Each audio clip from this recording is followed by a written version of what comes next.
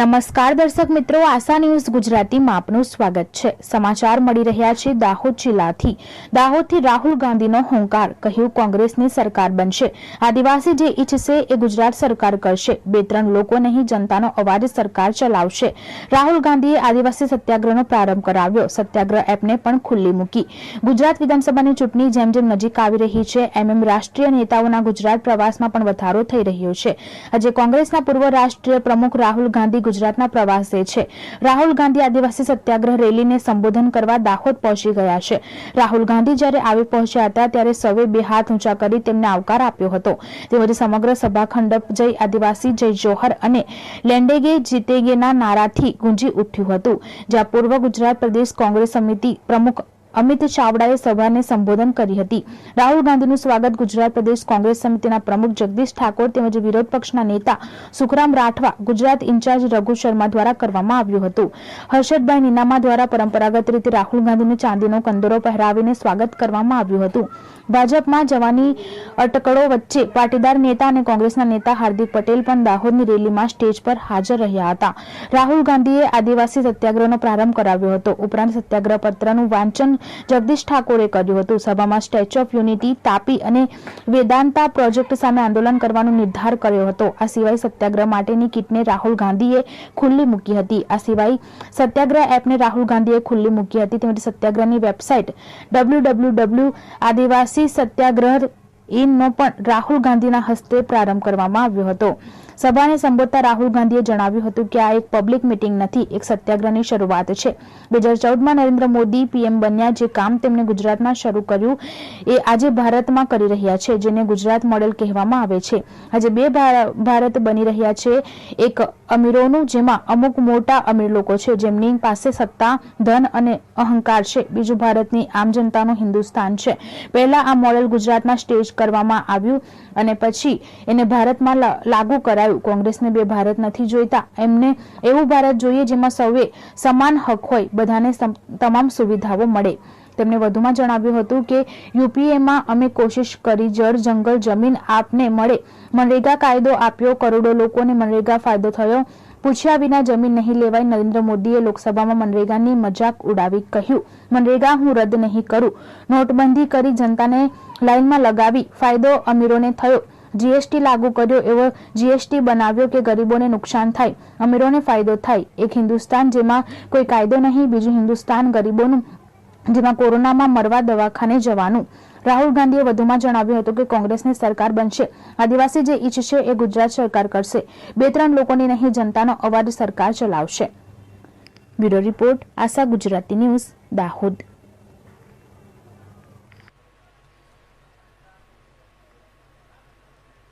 जिनके पास सत्ता है, धन है, अहंकार है, और दूसरा हिंदुस्तान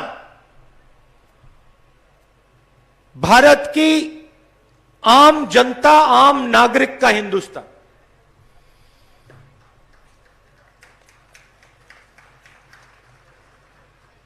पहले ये गुजरात में टेस्ट किया गया और उसको हिंदुस्तान में अब लागू कर दिया है।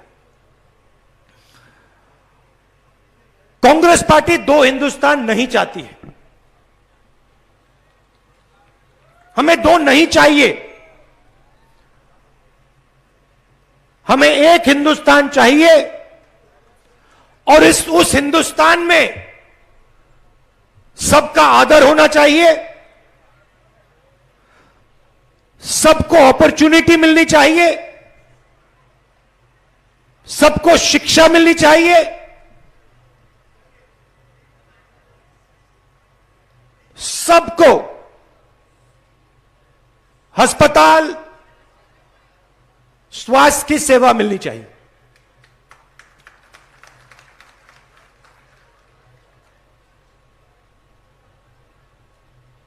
जो बीजेपी का मॉडल है, दो हिंदुस्तान का, दो गुजरात का मॉडल, उसमें जनता का जो धन है क्योंकि ये जो धन है, जंगल है, जमीन है, जल है, ये किसी उद्योगपति का नहीं है, ये आपका है, आदिवासियों का है, गरीबों का है, कमजोर लोगों का है, हिंदुस्तान के हर नागरिक का है। मगर इसका फायदा आपको नहीं मिलता है। यूपीए की सरकार थी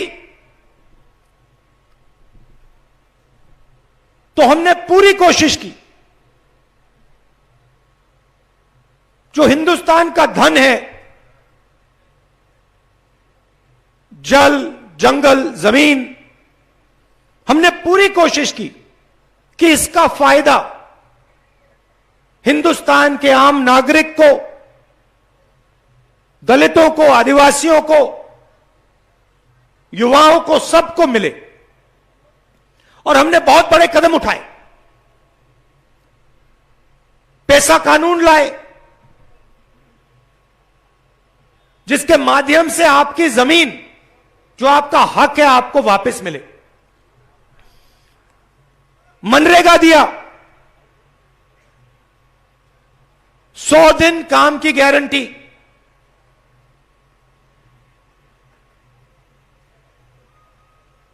पूरे देश में उसको चलाया और करोड़ों लोगों को मनरेगा से फायदा मिला। जमीन अधिग्रहण बिल लाए। पहले क्या होता था, बिना आपसे पूछे आपकी जमीन छीन ली जाती थी, कॉम्पनसेशन नहीं दिया जाता था, कभी कभी व्यक्ति को मालूम भी नहीं होता था कि उसकी जमीन छीन ली गई। अंग्रेजों के समय का कानून था, हमने उसको बदला। बिना पूछे आपसे जमीन नहीं ली जा सकती। अगर जमीन ली जाएगी, पूछकर ली जाएगी और फिर आपको कॉम्पनसेशन मिलेगा, मार्केट रेट से 4 गुना ज्यादा कॉम्पनसेशन मिलेगा। यह हमने करके दिखाया। बीजेपी आई, प्रधानमंत्री ने लोकसभा में पूरी दुनिया के सामने मनरेगा का मजाक उड़ाया। कहते हैं मैं इसको रद्द करना चाहता हूं मगर नहीं करूंगा, क्योंकि मैं चाहता हूं कि देश को याद हो कि कांग्रेस पार्टी ने क्या किया था।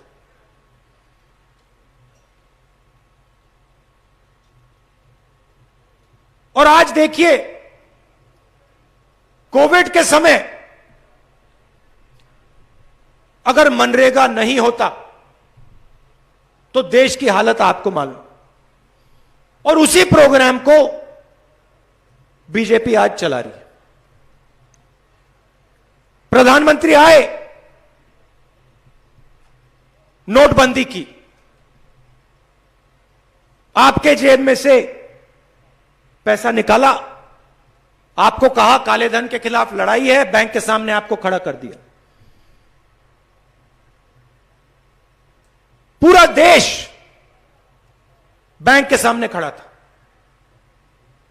पूरे देश ने अपनी कमाई का पैसा बैंक में डाला। काले धन के खिलाफ कुछ नहीं हुआ।